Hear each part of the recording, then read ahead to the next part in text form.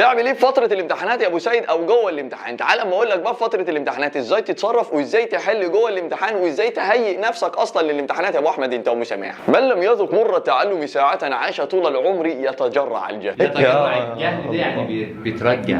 يتجرع دي يعني ايه الكلام ده؟ يعني حضرتك دلوقتي لو ما عملت لي فيها نفسك ذكر البطه ولا ذكر الضفدع في موسم التزاوج ونعرت لي لا يا جماعه انا ان شاء الله مش هذاكر دلوقتي، انا اصحى الصبح بدري وهنام 7 ساعات كده ان شاء الله ولا 7 ايام وبعدين اقوم اذاكر باذن المولى عز وجل. وما تعمليش نفسك خنفسه متطلعه يا بيت، يعني ما تعمليش نفسك بقى الهيرو هيركليز وزينه وتعيشي لي بقى الدور ان انا بقى ايه في فيلم ووكينج ديد انا شغاله كده يا جماعه وانا حافظ المنهج والدنيا جميله. لا يا بابا انت راجع. يعني ايه راجع؟ الفتره دي حرفيا اكتر فتره انت مهيئ فيها ان انت خلاص يعني عقلك خلاص مهيئ ان هو داخل على امتحان. لو انت دلوقتي فاضل والله بحلف لك بالله لو فاضل ساعه بس على الامتحان راجع فيها وما تسمعش كلام بني ادم براس بخاخه يقول لك ايه قبل ما تدخل الامتحان يا ولا شيل البتاع ده اسمه ايه الكتاب ورميه وما تذاكرش حاجه قبل الامتحانات. ده متخلف اللي قال لك الكلمه دي. ذاكر لحد اخر نفس لحد ما تدخل اللجنه وارمي الكتب لعل وعسى حاجه انت ذاكرتها تيجي في الامتحان. ده مستقبلك انت، ما تسمعش كلام حد. يبقى في الفتره دي اول حاجه تعملها يا ابو سيد ان انت ما تسمعش كلام حد ولا انا ولا تسمع كلام اصلا. تتهزر يلا امال انا بعمل لك الفيديو ده ليه يلا؟ لان انت لو سمعت كلام حد هتيجي يقول لك ايه بقى فات الميعاد وكفايه بقى تعذيب وشقه واحنا مش عايزين فات الميعاد يا ابو سعيد. الطريقه ديت اللي بقولها لكم وصدقوني جربوها. قبل انا عندي فكره بقى، انا عندي خش على الحاجه انا عندي فكره. طيب بوس ايديها قول لها يما ادعي لي ربنا يوفقك بس. هتروح تفتح الورقه مش هتشوف حاجه. تفتح ما انت بتطلع عينها طول السنه. حاجه كمان بتقول لك ايه if you pray for the rain you gotta reel with mud. يعني ايه لو انت عايز تتعامل مع المطر لازم تلعب في الطين يا ابو سماح. يعني انت عايز المطر عايز الحاجه الحلوه عايز الجمال لازم تشمر رجلك كده وتدوس في الطين. فهو ده الطين ان انت داخل مذاكره هي هتبقى صعبه شويه بس اقسم بالله العلي العظيم ان الوقت ده اكتر وقت انت يعني بعد فتره طويله جدا هتندم عليه تقول يا ريتني احنا مش عايزين نسمع كلمه يا ريتني ولا. طيب تعالى بقى نمشي ليله الامتحان. حضرتك هتعمل ايه؟ حضرتك هتنام كويس جدا جدا. طب افرض مش جاي لك نوم ما تحملش نفسك طاقه في طاقتك اصلا. ده طبيعي كلكم اصلا قبل الامتحان استحاله تنام. ممكن يجي لك اسهال اصلا في الموضوع ده بطن توجعني يدخل الحمام بي شغال فاهم انت ازاي. يا سلام بقى لو انت يومها واكل كرومب بص هتبهدل الدنيا في البيت فانت اصلا بطنك هتبقى مربوكه من التعب. فده طبيعي طيب انت صحيت من النوم تعمل ايه؟ حاجه بسيطه جدا. اوعى ثم اوعى تشرب لبن او تاكل فول وطعميه او اي حاجه او تشرب نعناع او قهوه. امال هتفطر ايه؟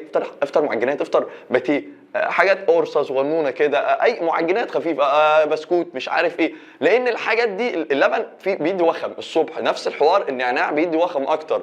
الشاي والقهوه على الريق او ايا كان على الصبح تبقى مشكله وبتبقى القهوه مضره للبول. يعني حضرتك داخل الامتحان هتدخل تعمل بيبي كل شويه وطبعا لما تدخل في الامتحان وعايز تروح تعمل بيبي المراقب هيشك فيك هيقول لك ايش ده الواد داخل يغش يلا تعالى افتح لي الباب يلا انت بتعمل ايه ولا ايه؟ القرآن لو شم شرابه أسامة والله لا يفوق اقسم بالله رجله هيفوق بعد الامتحان هيفوق بعد هيجيله عندي فكره عايزين تغشوا وتنبسطوا في اللجنه. انا ببيع الشراب ب 100 جنيه. الشراب ده تشممه المدرس قسما بالله ينام جنبك ما هيقوم. تاني حاجه وانت رايح الامتحان خد معاك لبانه. والله بجد خد معاك لبانه. ده يعني ليه اللبانه بتساعد على التركيز. كل ما بتمضغ اكتر ده بتشغل الفكين دول فبتشغل مخك. طيب في حاجه كمان. طب افرض I am very buffalo on ceramica and على الله حكايتي باذن المولى عز وجل تمام. ما تاخدش لبانه.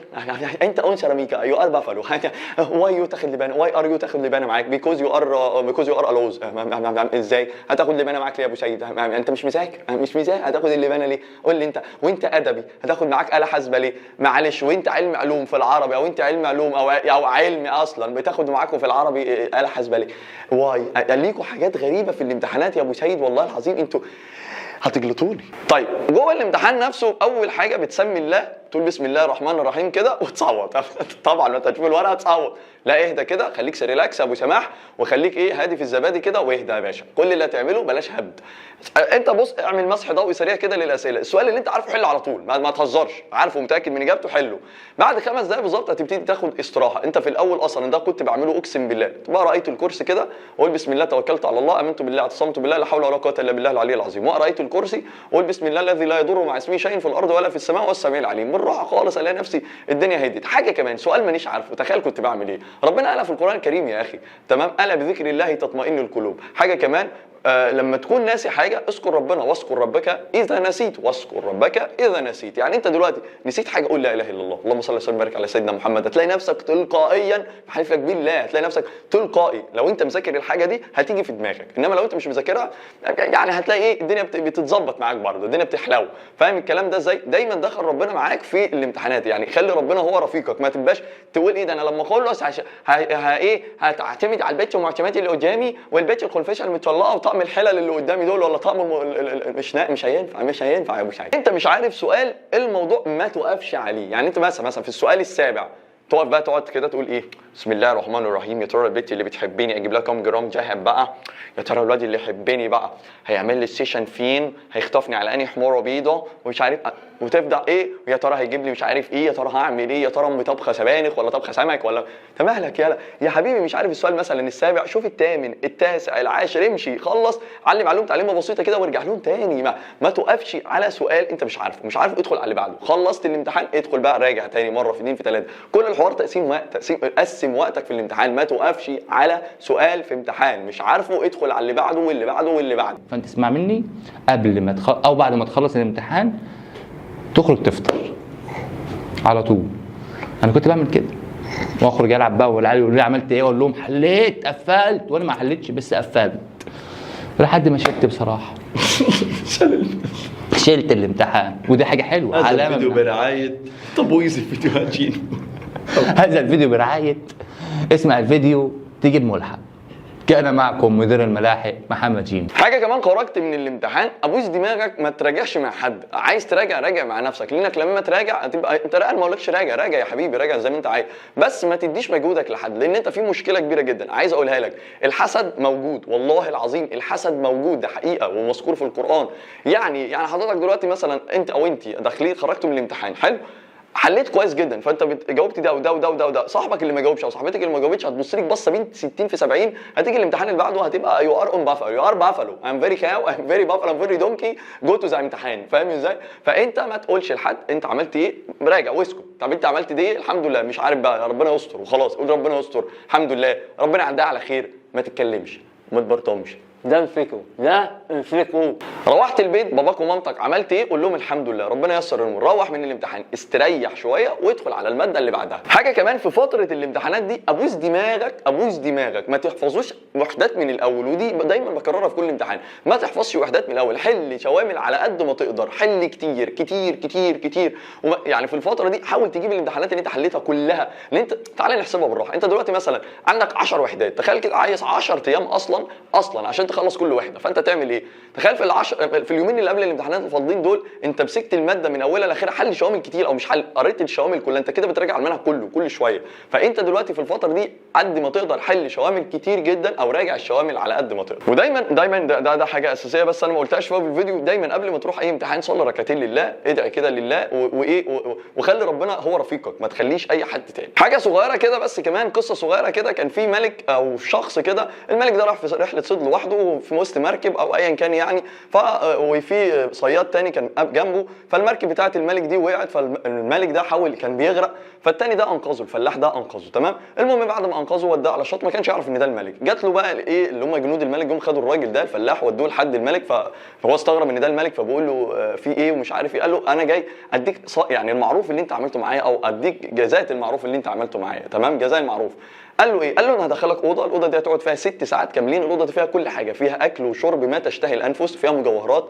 قال له خد اللي انت عايزه 6 ساعات كاملين، خدهم كلهم ان شاء الله، لو عرفت تاخدهم كلهم، خد الاكل كله، في سرير كمان. طبعا الباشا دخل الاوضه اتوهم، قال لك ايه؟ قال لك اكل اللي نفسي فيه، ان الاكل ده عمري في حياتي ما اكلته، وبعد كده اريح ساعه، وبعد كده اقوم اخد المجوهرات واتكل على الله. الباشا عمل ايه؟ كل انتخ نام، صحي الجنود، لا الجنود بيصحوه اصلا وبيشدوه من على السرير. ده بالظبط حضرتك في الثانويه العامه، انت دلوقتي ولو فضلت وانتخت وعملت، انت كل ثانيه انت يعني والله العظيم محتاجها، بحلفك بالله. انت ممكن تكون الكلام اللي بقوله ده مش كلام تنميه بشريه، ده كلام جد، انت كل ثانيه محتاجها، كل ثانيه محتاجها، ولا تتوقف عندما تتعب ولكن توقف عندما تنتهي. يعني ايه الكلام ده؟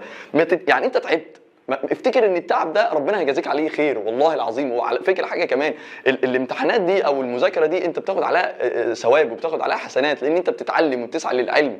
لا قدر الله ربنا يا رب، ربنا يا رب يديكم الصحه ويبعد عنكم كل شر يا رب، ربنا يا رب يبعد عنكم كل شر. انت لو لا قدر الله لا قدر الله لا قدر الله يا رب لا قدر الله حد فيكم مات وهو رايح الامتحان ميت شهيد، ده دي لوحدها اجر كبير عند ربنا. انت متخيل؟ حتى يا اخي دي بتاخد فيها ثواب، يعني ربنا نفسه بيديك ثواب عشان الامتحانات دي. لو لا قدر الله حد حصل له حاجه بيموت شهيد. وصل لك حاجه كمان؟ للاسف الشديد معظمكم بعد الامتحانات لما بيحل غلط او حل امتحان فيزياء كيمياء انجليزي مش عارف ايه يروح ينتحر. يعني تعالى نحسبها مع بعض يا ابو شهيد، انت ام سماح وبالذات البنات اللي بتمتحن، انت تحرق ليه؟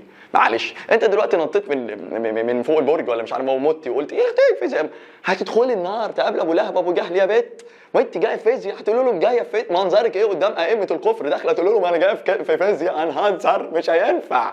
انت واصلك هتقول لهم انا جايه في فيزياء، اقتل ابوك اقتل امك اقتل خالك ادخلي النار فيها تنسيق. انا بهزر طبعا يعني مفيش الكلام ده يا حبيبتي.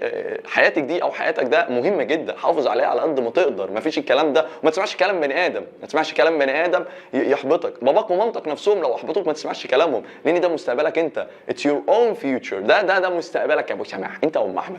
بكره ربنا يكرمك وبكره الناس اللي كانت بتضحك عليك اقسم بالله هيتمحكوا فيك كده او يتمسحوا فيك عشان يقولوا ده صاحبنا. يرن لما مثلا تقول له تبقى قاعدين في قعده وصورتك تيجي او اسمك يجي يقول لك والله العظيم ده كان صاحبي، ده كان معايا في الثانويه العامه، ده كان مش عارف ايه. فانت اوصل لمرحله ان اسمك لوحده يبقى سي في، اسمك لوحده يبقى سي في. انت متخيل تقدر توصل لمرحله ان اسمك لوحده يبقى سي في؟ يعني اسمك لوحده مش محتاج لو يقولوا مثلا سين من الناس اللي بتسمعنا وربنا يكرمك يا رب، ده جاي النهارده وانا هقابله، بس هو عارف مين ده، عارف انجازاته وعارف حاجاته كلها، مش محتاج يعرف عن نفسه، او انت مش محتاج تعرف عن نفسك.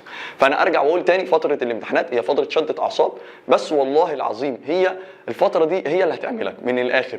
فاتقي ربنا في نفسك واتقي ربنا في والدك والدتك، وقوم ذاكر. ولو يعني مثلا ربنا يعني يرحم لو حد مثلا باباه ومامته ميتين ربنا يرحمهم يا رب ويتغمدهم في فسيح جناته، بس يعني اعمل حساب للناس دي، اعمل حساب فرحهم يا اخي، فرحهم في قبرهم، فرحهم في كده يعني. فاهم انت ازاي؟ حاول ان انت تبقى شخص ايجابي في حياتك، ما تبقاش شخص سلبي، ما تبقاش شخص بتسمع مع يعني صفيق كلمه توديه كلمه تجيبه. خليك كده رزين وهادي. وانت دلوقتي انت لسه عقلك عقل، زي ما بقول دايما بقولها في كل فيديو، انت عقلك بامبرز والله، عقلك عقل صغير لسه ما بلغتش من العمر اللي هو الايه بلوغ الرشد اللي هو ال 21 سنه او 25 سنه. انت لسه عيل لو رحت ولا جيت عيل لسه. ما معنى عيل؟ ما ينعال، ما دام ابوك وامك بيديكوا مصروف فانت عيل يعني، لسه بتسمع كلام، لسه جرين، ما طلعتش للمفرمه بتاعت الدنيا، ما طلعتش لمفرمه الشغل، ما طلعتش شفت مدير غلس، ما شفتش انت كل اللي انت شفته. انت مش قادر اصلا تبقى مسؤول عن 6 كتب، هتبقى مسؤول عن بيت واسره، تبقى مسؤول عن شركه، مسؤول عن حياه، مش هتقدر.